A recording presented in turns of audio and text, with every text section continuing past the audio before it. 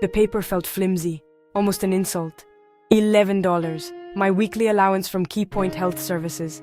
This was meant to sustain me beyond the basics: food, shelter, medication. But what about a small coffee or a bar of soap I chose myself? $11 felt like a cruel joke, a number designed to break you. I sat on the edge of my thin mattress in a small bare room. Keypoint called this support, a step toward recovery. I called it a cage. The $11 felt like the lock. It wasn't just about the money, it was the message. You are worth this little, your needs are this small. The staff member was brisk, efficient, handing over the information with no room for questions. Keypoint Health Services sounded promising, but it pointed to nothing good for me. How could anyone heal or rebuild a life on $11 a week? My mind raced. What could $11 buy? A few bus tickets maybe. A notebook and a pen to document this injustice. The sum was an anchor, dragging me down before I even had a chance to swim. This wasn't a lifeline. It was a weight. $11. My fight started here. Life in the Keypoint program was rigidly structured. Wake up at dawn, group therapy, mandatory chores, therapeutic work they called it. We swept floors, cleaned bathrooms, served meals, all for no pay. This was part of our healing, our contribution. Our days were mapped out, every hour accounted for, little room for personal choice or spontaneity. The facility was clean, sterile, with walls painted in uninspiring bland colors. Like the food, like the conversations. We were here for mental health, to get better, but the environment felt restrictive, like a holding pattern, not a launching pad. We were patients, residents, rarely seen as individuals, especially when it came to money. Our movements were monitored, interactions noted. Privacy was a luxury, not a right. The rules were numerous and strictly enforced. Breaking a rule meant consequences. Privileges revoked, extra chores assigned. It was a system designed for compliance, not empowerment. $11 vanished quickly. A bar of soap, toothpaste, a packet of instant noodles to break the monotony of canteen food. These were not luxuries, just small comforts to maintain a sense of self. The choices were stark. Soap or shampoo, a bus ticket or a snack. Every purchase was a sacrifice. The mental toll was immense, constant calculation, constant worry. Will this last? Can I afford this? The anxiety was a shadow always present, a forgotten essential, a sudden minor need. These became crises because there was no buffer, no safety net. Just the hard limit of $11. It fostered a sense of desperation, a feeling of being perpetually on edge. We watched others with outside support, family who could send extra. They could afford a better brand of coffee, a magazine, a small treat. It created an unspoken divide, even in a place of supposed equality. The $11 reinforced this, highlighting our poverty, our dependence. Keypoint Health Services presented itself well.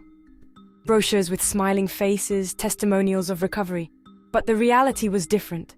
Behind the glossy facade was a cold calculus, a system valuing budgets over people. The $11 allowance was a symptom, a clear sign of institutional neglect. It was a cost-saving measure at our expense. We were numbers on a spreadsheet, costs to be managed. Our individual needs were secondary to the bottom line.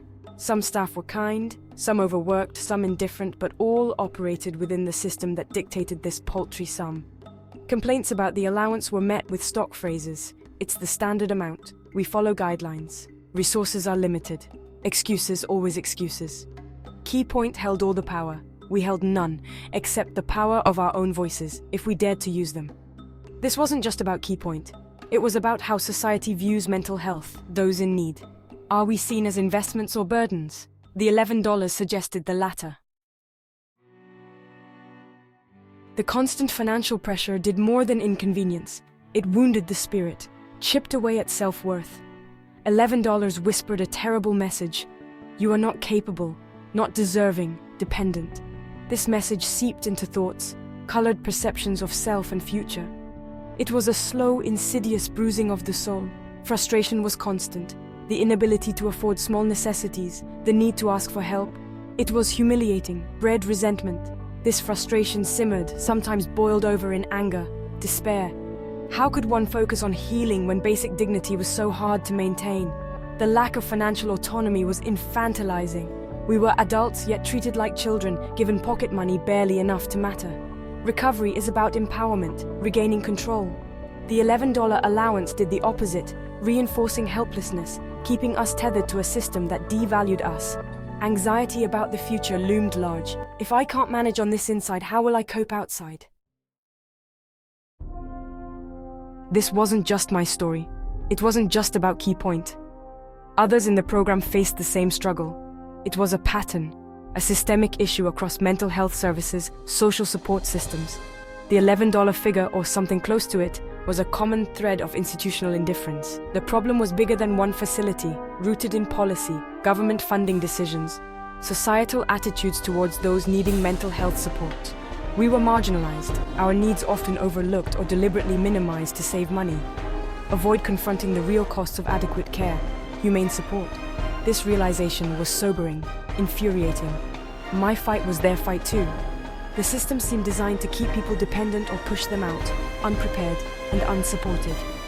True recovery requires resources, not just therapy and medication, but the means to live, to participate in society. The current allowances failed this basic test. For weeks I endured, scraped by, felt the frustration, the shame, the anger, but mostly I was quiet. We were all quiet, fearful of repercussions, of losing even the little we had. KeyPoint was our shelter, our only option, but a feeling began to grow, a small, persistent spark. This is not right, this is not fair. The silence started to feel heavy, like complicity. My own voice, however small, wanted to be heard. The thought was terrifying. To speak out, challenge the system, risk what little security I had. Yet the alternative was worse. To slowly fade, accept this indignity. I started talking to others, cautiously at first, sharing my frustrations. I found I was not alone. Others felt the same, shared their own stories, struggles, quiet desperation. There was a shared sense of injustice, a common desire for change. This was empowering, fanned the small spark into a tiny flame. We were not powerless. We had our stories, experiences, the truth about what it was like to live on the edge within KeyPoint's walls. We could document it, share it, demand better. A quiet rebellion began to form, not with shouts but with whispered conversations and a growing resolve. The target was clear. The personal needs allowance system needed radical reform, not just at KeyPoint, but at a governmental level. This was where the real power lay, to set standards, mandate adequate support. $11 was not support. It was a symbol of systemic failure, impacting the most vulnerable. Our plea was simple. Increase the allowance to reflect true personal needs, allow for dignity, participation, a semblance of normalcy. What would that amount be? Not a fortune, but certainly more than $11. Enough for basic hygiene products, communication, occasional simple comforts. Enough to feel human, not like a charity case. We needed lawmakers to listen, understand the daily struggle, the emotional toll, how this poverty hinders recovery. We needed them to see us as constituents, citizens deserving of respect, not as budget lines to be slashed. We needed advocates, people on the outside, to amplify our voices, carry our message to the halls of power where decisions were made. This was not just about money. It was about a fundamental right, the right to be treated with humanity, especially when seeking mental health care. The fight that began with $11 became about something much larger, a fight for dignity, recognition, the simple acknowledgement that our lives mattered, our needs were real. KeyPoint saw us as cases, expenses. We were determined to show them, and the world, that we were more than numbers. We were individuals with hopes, dreams, a right to a decent life. This struggle was exhausting, adding stress to lives already burdened by mental health challenges. But it also gave us purpose, a sense of agency. We were no longer passive recipients of an unjust system. We were active participants in demanding change. This transformation was powerful, a form of healing in itself.